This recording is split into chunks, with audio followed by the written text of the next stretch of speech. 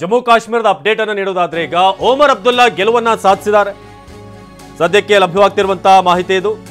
NC ಅಭ್ಯರ್ಥಿ ಒಮರ್ ಅಬ್ದುಲ್ಲಾ 13 ಸುತ್ತುಗಳ ಮತಗಳ ಎಣಿಕೆ ಮುಕ್ತಾಯ ಆಗಿದೆ. 18,359 ಮತಗಳಿಂದ ಒಮರ್ ಅಬ್ದುಲ್ಲಾ ಗೆಲುವನ್ನ ಸಾಧಿಸಿದ್ದಾರೆ. ಆಯೋಗದಿಂದ ಅಧಿಕೃತ ಘೋಷಣೆ ಮಾತ್ರ ಬಾಕಿ. ಬದ್ಗಾಮ್ ಕ್ಷೇತ್ರದಿಂದ ಸ್ಪರ್ಧೆ ಮಾಡಿರುವಂತಹ ಒಮರ್ ಅಬ್ದುಲ್ಲಾ ಗೆಲುವನ್ನ ಸಾಧಿಸಿದ್ದಾರೆ.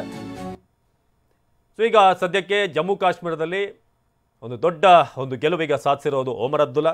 ಸೊ ಸದ್ಯಕ್ಕೆ ನೀವು ನೋಡ್ತಿರೋ ಹಾಗೆ ಫಲಿತಾಂಶ ಹೇಗೆ ಸಾಗ್ತಾ ಇದೆ ಅನ್ನೋದ್ರ ಬಗ್ಗೆ ಕೂಡ ನಿಮಗೆ ಮಾಹಿತಿಯನ್ನು ಕೊಡ್ತಾ ಇದ್ದೀವಿ. ಎಲ್ಲೆಲ್ಲಿ ಈಗ ಲೀಡನ್ನು ಸಾಧಿಸಿಕೊಂಡು ಕಾಂಗ್ರೆಸ್ ಹೋಗ್ತಾ ಇದೆ, ಹಾಗೆ ಈಗ ನಾವು ನೋಡ್ತಿರೋ ಹಾಗೆ ಒಮರ್ ಅಬ್ದುಲ್ಲಾ ಗೆಲುವನ್ನು ಸಾಧಿಸಿದ್ದಾರೆ ಅನ್ನೋ ಒಂದು ಮಾಹಿತಿ ಲಭ್ಯವಾಗ್ತಾ ಇದೆ. ಸೊ ಇನ್ನೊಂದು ಕಡೆ ನಾವು ಹರಿಯಾಣದ ಫಲಿತಾಂಶದ ಬಗ್ಗೆ ಕೂಡ ನಿಮಗೆ ಮಾಹಿತಿಯನ್ನು ಕೊಡ್ತಾ ಇದ್ದೀವಿ. ಒಂದು ಕಡೆ BJP ಲೀಡನ್ನು ಗಳಿಸಿದ್ರೆ, ಮತ್ತೊಂದು ಕಡೆ ಕಾಂಗ್ರೆಸ್ ಈಗ ಜಮ್ಮು ಮತ್ತು ಕಾಶ್ಮೀರದಲ್ಲಿ ಈಗ ಗೆಲುವನ್ನು ಆಲ್ಮೋಸ್ಟ್ ಈಗ ಅಫಿಷಿಯಲ್ ಅನೌನ್ಸ್ ಆಗ್ತಾ ಹೋಗ್ತಾ ಇದೆ. ಆದರೆ ದೊಡ್ಡ ಮಟ್ಟದ ಲೀಡನ್ನು ಈಗ ಗಳಿಸಿರುವಂಥದ್ದು ನ್ಯಾಷನಲ್ ಕಾನ್ಫರೆನ್ಸ್ನ ಒಮರ್ ಅಬ್ದುಲ್ಲಾ ಗೆಲುವನ್ನು ಸಾಧಿಸಿದ್ದಾರೆ.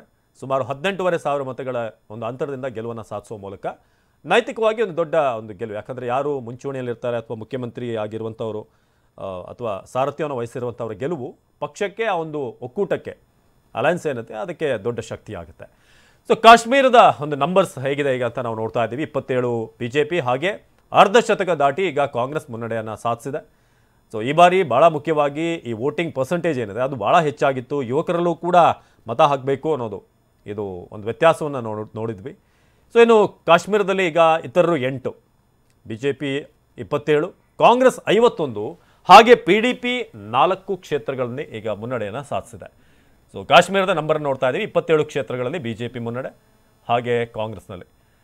ಇನ್ನು ಹರಿಯಾಣದ ಕದನ ಕಣ ಹೇಗಿದೆ, ಇಲ್ಲಿನ ನಂಬರ್ ಗೇಮ್ ನಾವು ನೋಡೋದಾದರೆ ಈಗ ಮ್ಯಾಜಿಕ್ ನಂಬರ್ ಇಲ್ಲಿ 46, 90 ಸೀಟು ಟೋಟಲ್ ಇರೋದು. BJP 48 ಮ್ಯಾಜಿಕ್ ನಂಬರ್ನ ದಾಟಿ 2 ಕ್ಷೇತ್ರಗಳಲ್ಲಿ ಲೀಡ್ ಜಾಸ್ತಿ ಇದೆ ಈಗ. ಹಾಗೆ ಕಾಂಗ್ರೆಸ್ 36, ಏನು JJP ನೋಡೋದಾದರೆ ಯಾವುದೇ ಕ್ಷೇತ್ರವನ್ನು ಗೆದ್ದಿಲ್ಲ. ಇನ್ನು ನೀವು ಗಮನಿಸ್ತಾ ಇದ್ರೆ ಆಮ್ ಆದ್ಮಿ ಪಾರ್ಟಿ ಹರಿಯಾಣದಲ್ಲಿ ಇಂಪ್ಯಾಕ್ಟ್ ಮಾಡ್ಬೋದು ಅನ್ನೋ ಲೆಕ್ಕಾಚಾರ ಆಯಿತು. ಅವ್ರು ಎಕ್ಸ್ಟೆಂಡ್ ಮಾಡ್ತಾರೆ ಡೆಲ್ಲಿಯಿಂದ ಬೇರೆ ಹೇಗೆ ಪಂಜಾಬ್ ಎಕ್ಸ್ಟೆಂಡ್ ಆಗಿತ್ತು, ಹರಿಯಾಣಕ್ಕೂ ಕೂಡ ಎಕ್ಸ್ಟೆಂಡ್ ಆಗುತ್ತೆ ಅಂತ. ಆದರೆ ಅದು ಯಾವುದೇ ಸೂಚನೆ ಇಲ್ಲಿ ಕಂಡು ಬರ್ತಾ